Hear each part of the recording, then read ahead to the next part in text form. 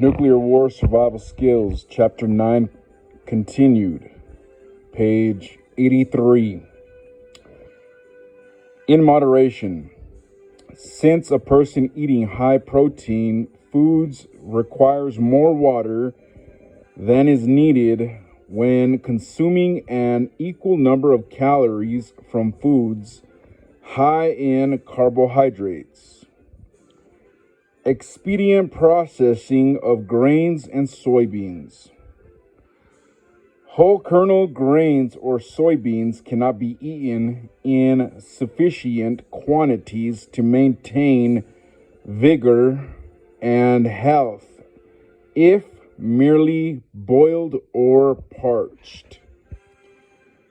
A little boiled whole kernel wheat is a pleasantly chewy breakfast cereal, but experimenters at Oak Ridge got sore tongues and very loose bowels when they tried to eat enough boiled whole kernel wheat to supply even half of their daily energy needs.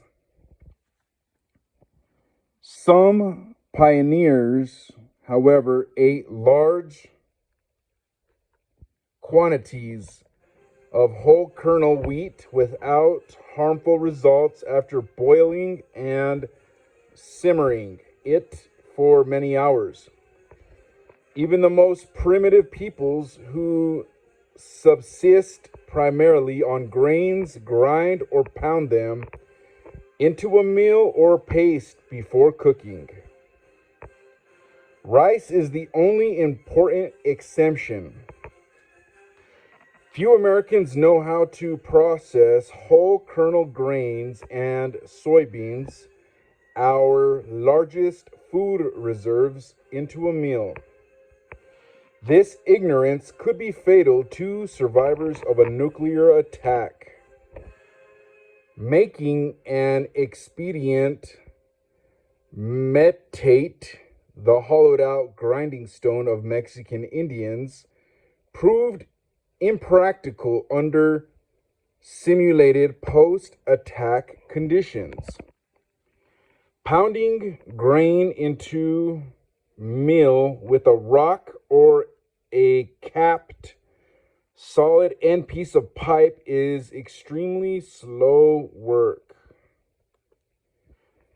The best expedient means developed and field tested for pounding grain or beans into meal and flour is an improvised 3-pipe grain mill. Instructions for making and using this effective grain pounding device follow.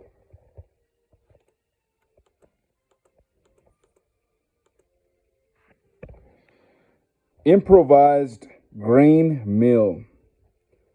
The grain mill described can efficiently pound whole grain wheat, corn, etc.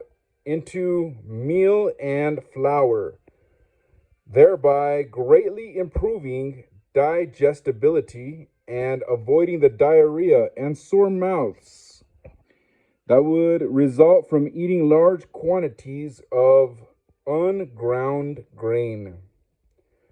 To build, number 1, cut 3 lengths of pipe, each 30 inches long. 1/4 inch diameter steel pipe, such as ordinary water pipe, is best. Number 2, cut the working ends of the pipe off squarely. Remove all roughness, leaving the full wall thickness.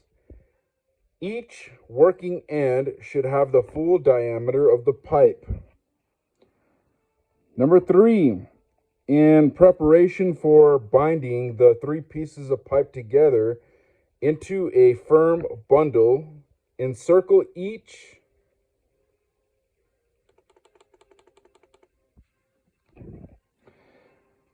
piece of pipe with cushioning, slip preventing tape, string or cloth in the locations illustrated. Number 4, tape or otherwise bind the 3 pipes into a secure bundle so that their working ends are as even as possible and are in the same plane, resting evenly on a flat surface. Number 5, cut the top smoothly out of a large can. A 4-inch diameter, 7-inch high fruit juice can is ideal. If you do not have a can, improvise something to keep grain together while pounding it. Here's the picture. It shows the slip preventing tape or string around each pipe. It shows that that's 2 inches down from the top.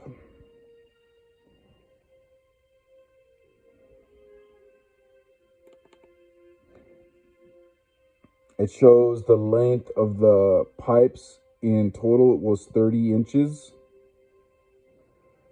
It shows more tape or string binding all 3 pipes together in 3 spots.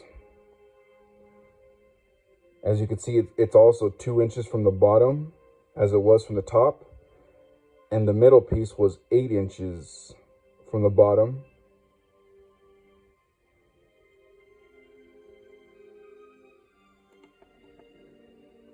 Here's your can. And here's your grain.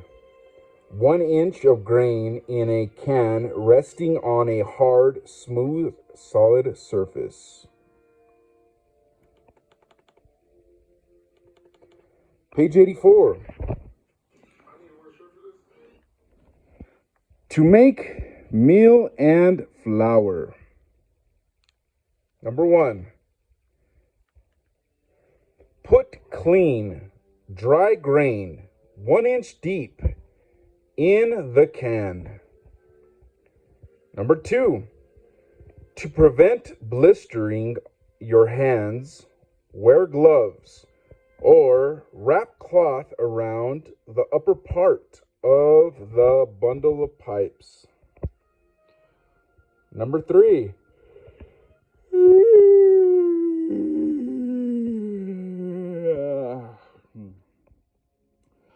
Place the can or open-ended cylinder on a hard, smooth, solid surface such as concrete.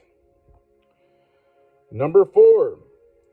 To pound the grain, sit with the can held between your feet.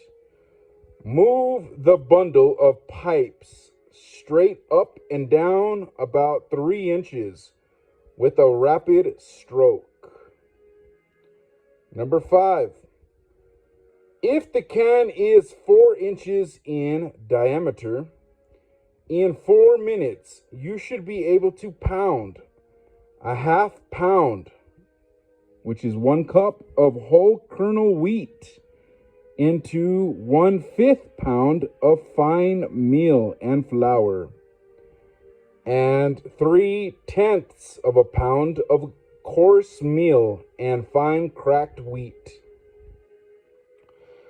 Number 6. To separate the pounded grain into fine meal, flour, coarse meal, and fine cracked wheat, use a sieve made of window screen.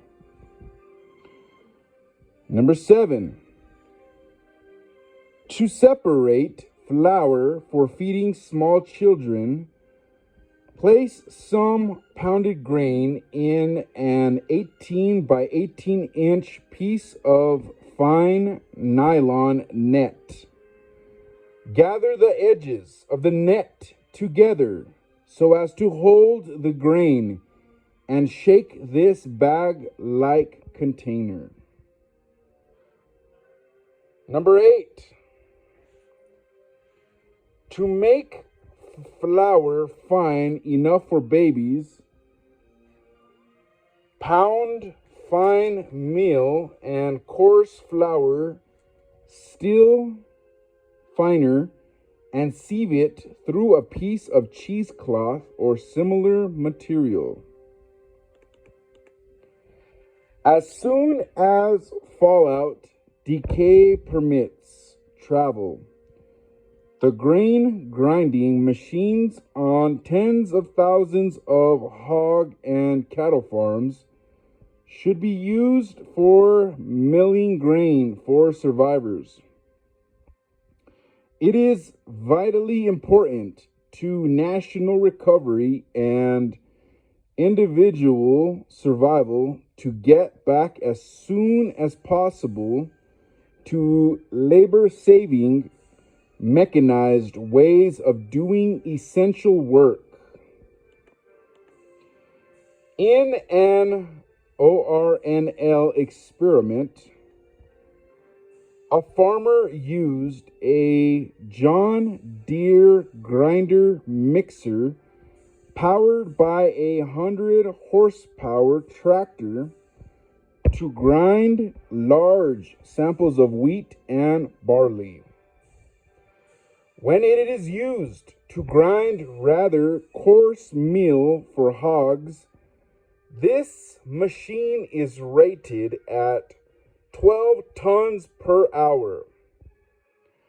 Set to grind a finer meal flour mixture for human consumption, it ground both hard wheat and feed barley at a rate of about 9 tons per hour. This is 2,400 times as fast as using muscle power to operate even the best expedient grain mill. With its finest screen installed, this large machine can produce about 3 tons of whole wheat flour per hour. Unlike wheat and corn, the kernels of barley, grain sorghums, and oats have rough, fibrous hulls that must be removed from the digestible parts to produce an acceptable food. Moistening the grain will toughen such hulls and make them easier to remove. If the grain is promptly pounded or ground into meal, the toughened hulls will break into larger pieces than will the hulls of undampened grain. A small amount of water, weighing about 2% of the weight of the grain, should be used to dampen the grain. For 3 pounds of grain, about 6 cups. Sprinkle with about 1 ounce, 28 grams, or about 2 tablespoons of water, while stirring constantly to moisten all the kernels. After about 5 minutes of stirring, the grain will appear dry. The small amount of water will have dampened and toughened the hulls, but the edible parts inside will have remained dry.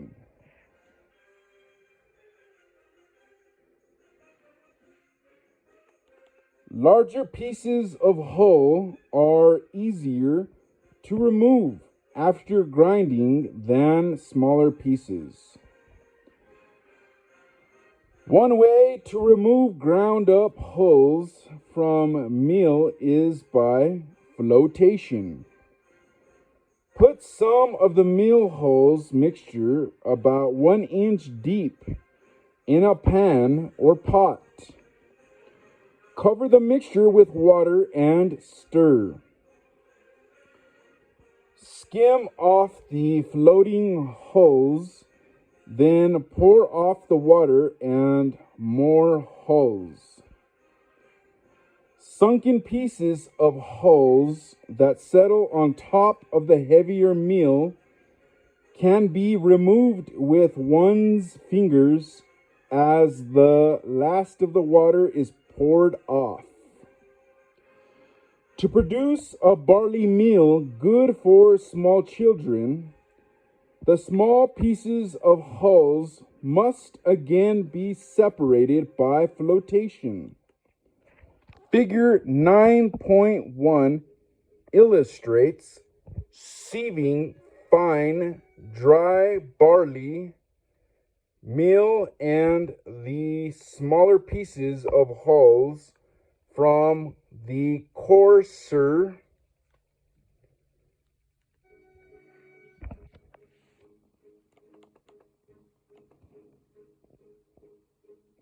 can't really see anything. That's figure 9.1. Sieving ground barley through a window screen sieve.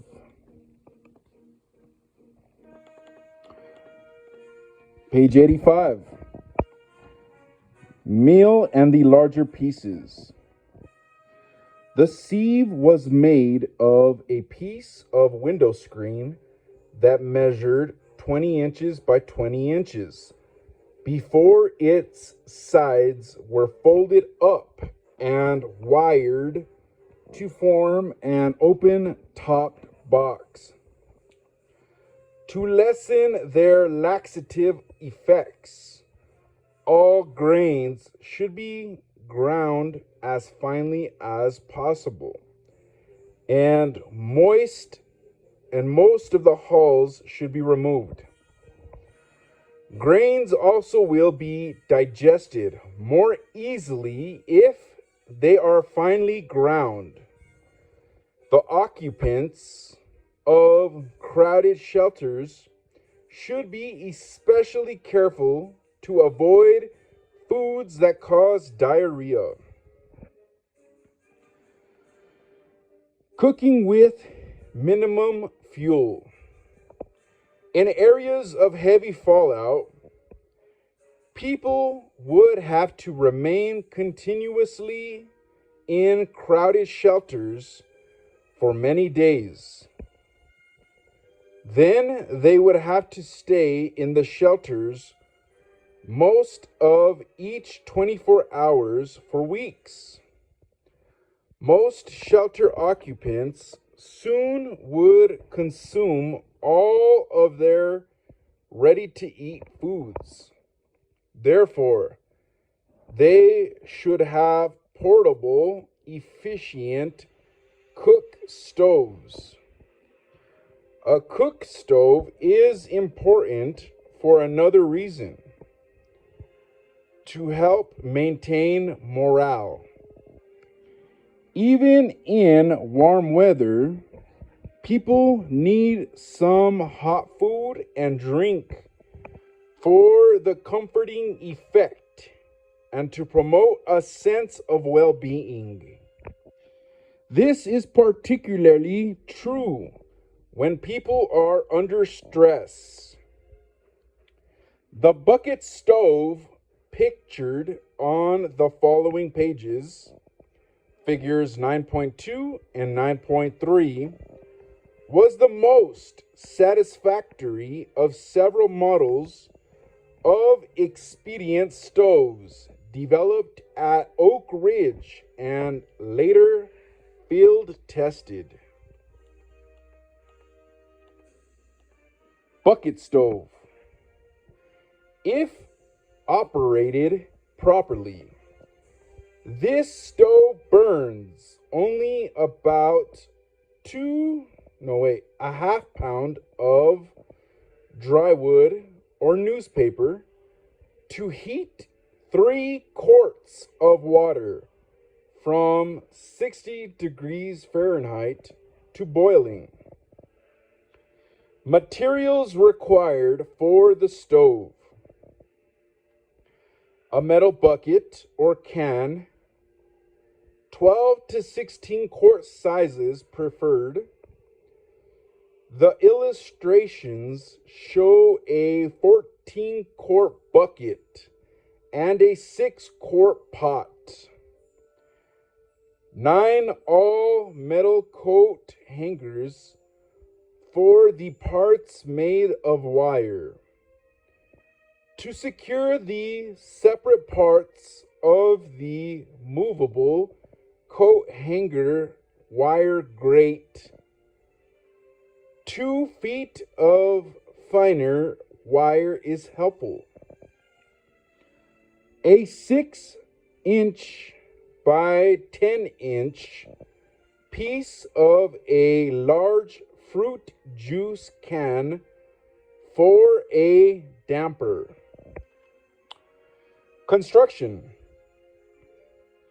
with a chisel or a sharpened screwdriver and a hammer, cut a 4-inch by 4.5-inch hole in the side of the bucket, about 1.5 inches above its bottom.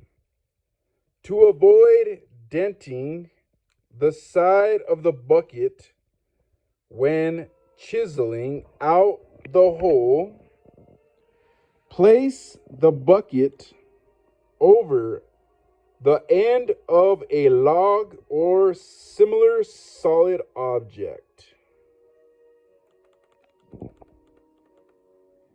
To make the damper, cut a 6-inch wide by 10-inch high piece out of a large fruit juice can or from similar light metal.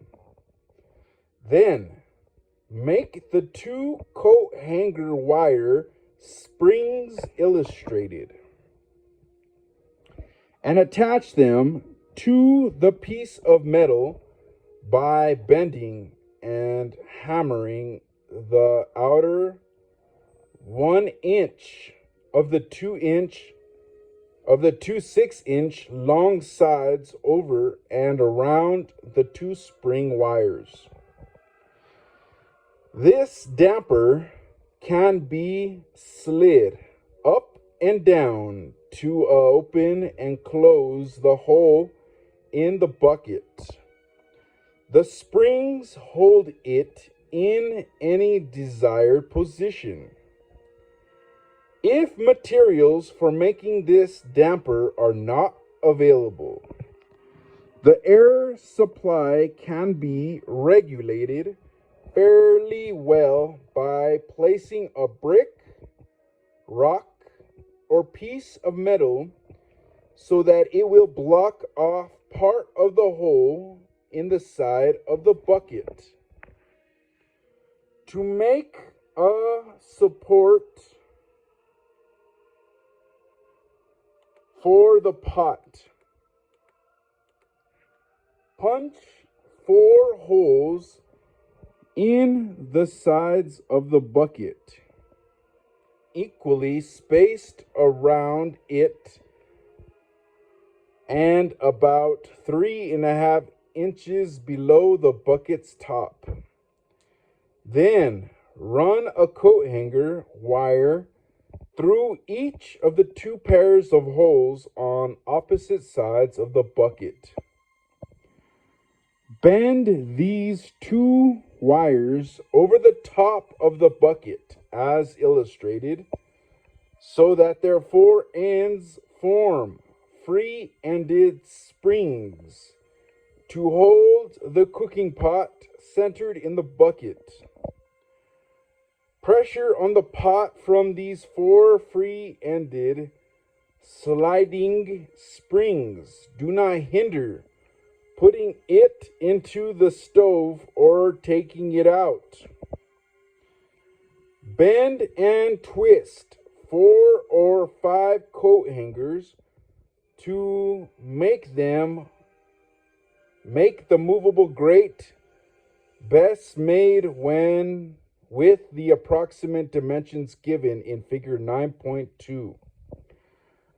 For adjusting the burning pieces of fuel on the grate, make a pair of 12-inch long tongs of coat hanger wire as illustrated by figure 9.3.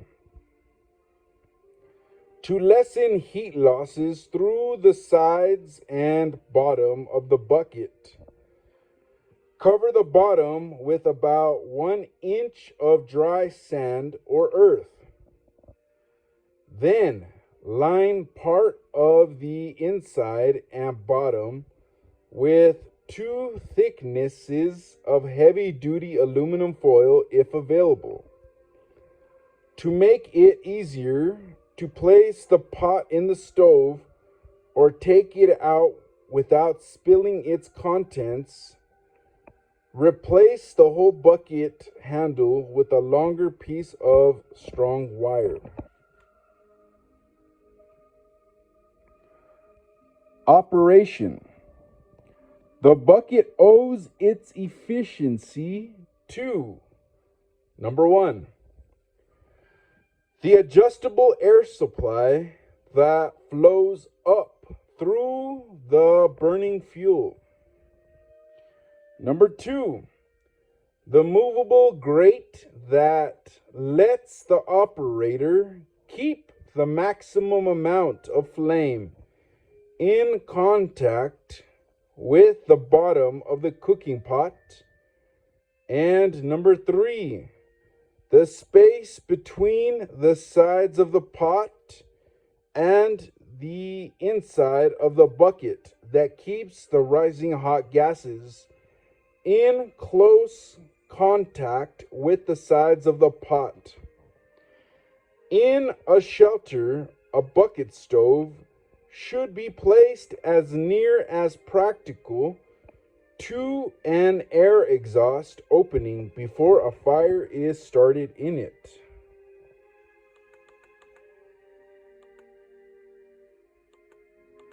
Page 86 shows a picture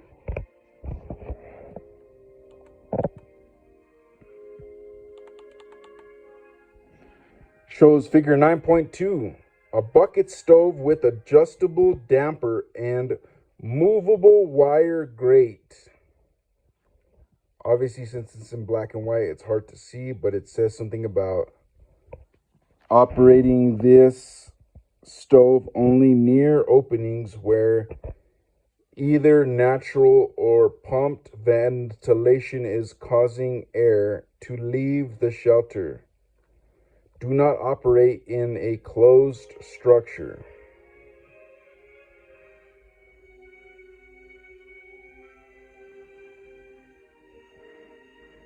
It shows the 1 inch of dry earth on the bottom.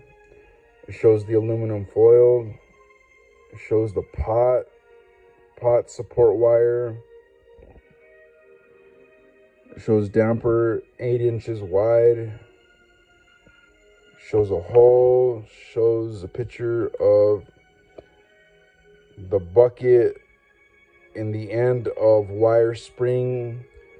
It shows the finger hold of damper.